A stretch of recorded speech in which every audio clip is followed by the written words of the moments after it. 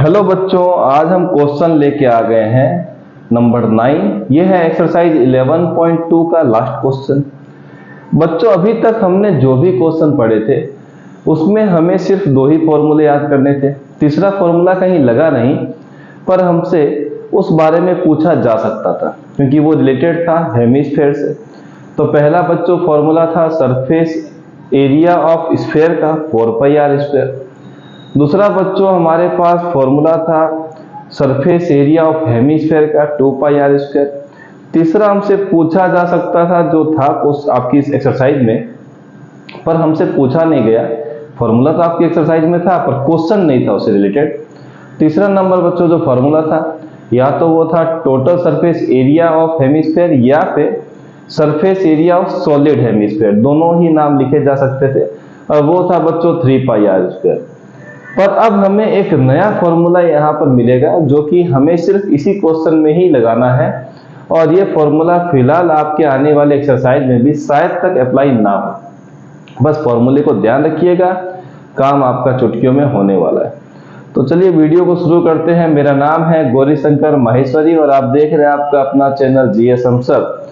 Number 9 question बताता है a right circular cylinder just enclosed a sphere of radius R, find. पहला question surface area of the sphere, दूसरा है curve surface area of the cylinder, तीसरा है ratio of the areas obtained in 1 and 2।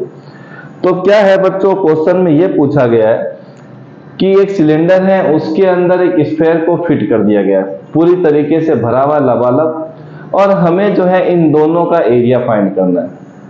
तो चलिए बच्चों, हमें अगर स्फीयर के बारे में चर्चा करनी हो, डिस्कशन करना हो, तो स्फीयर की रेडियस को हम r लेके चलेंगे, उसके बाद हम सारी कहानी को स्टार्ट कर देंगे। सबसे पहले स्फीयर का ही पूछा सरफेस एरिया, तो नंबर 1 पे आते हैं बच्चों।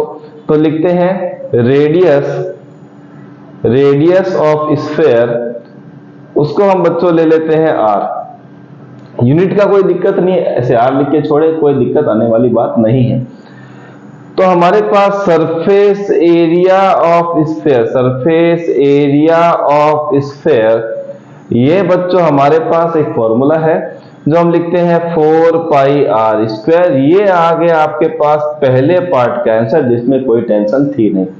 यहां पर लिख सकते हैं लेट, यहां भी कोई दिक्कत नहीं है, आप मान के चलें, कोई समस्या आने वाली नहीं है।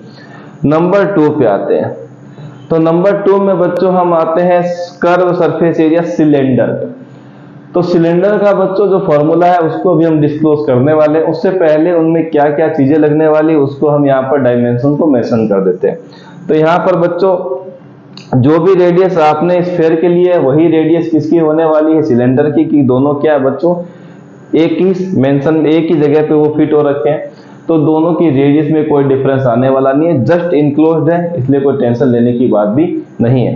तो यहां ले लेंगे लेट रेडियस ऑफ सिलेंडर,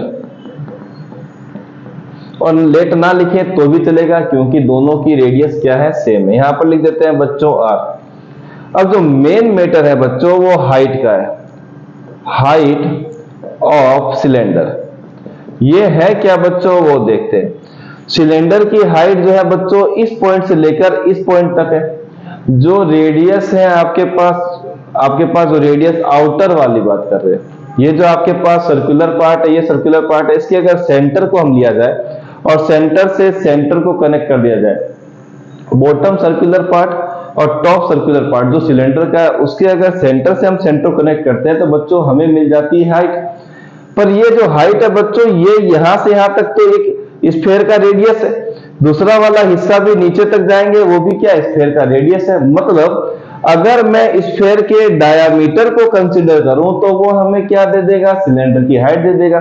तो मैं यहां पर लिख देता हूं height of cylinder is equal to, क्या हो जाएगा बच्चों, डायामीटर ऑफ स्फीयर।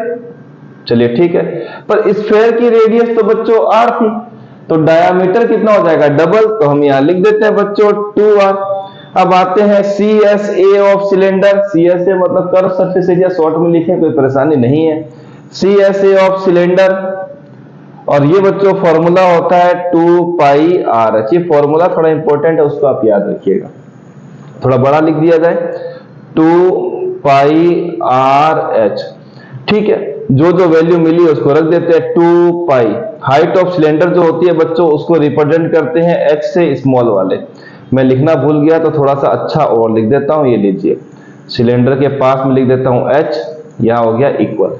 तो यहां पर 2πr तो ओके, h की वैल्यू कितनी है बच्चों 2r, तो मैं यहां 2r लिख देता हूं।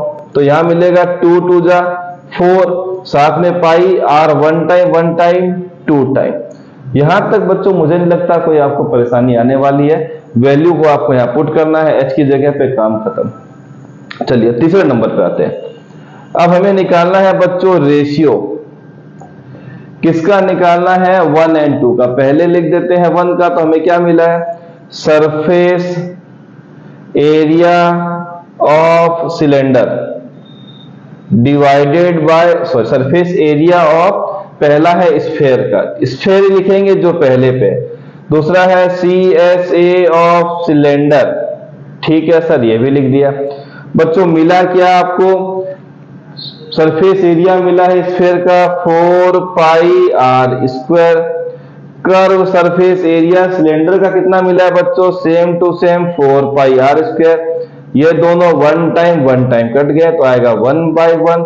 रेशियो आ गया 1/1। तो हम लिख सकते हैं